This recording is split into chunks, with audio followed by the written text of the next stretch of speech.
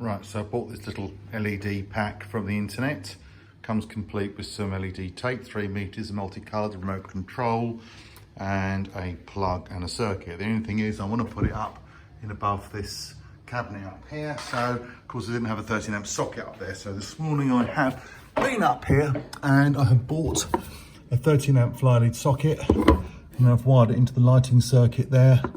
So I can now just plug that in, and I've cleaned up the top here a little bit, and I can just stick it on, and hopefully I will have some LED lights in the next 7 minutes. This set is by Lumifier, and it came from the LED Hut. You get the tape here, which has already got a connector on the end. This one's 3 meters long, but you can cut it to length. There's a little mark every third LED. It's got a little LED controller, which quite simply plugs in to the LED strip on the other end.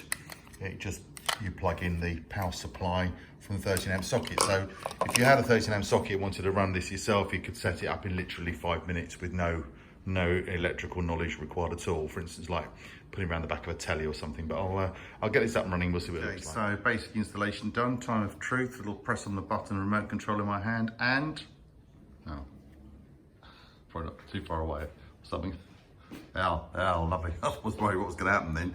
Perfect, there we go. Look, we've got choose colour. Oh, look, a bit Christmassy. Red, orange, green. Oh, look, any colour we want.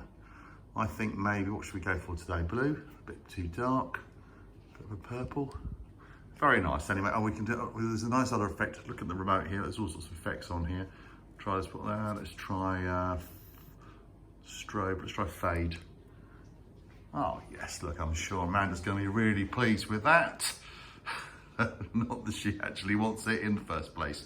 Anyway, lovely, little job done.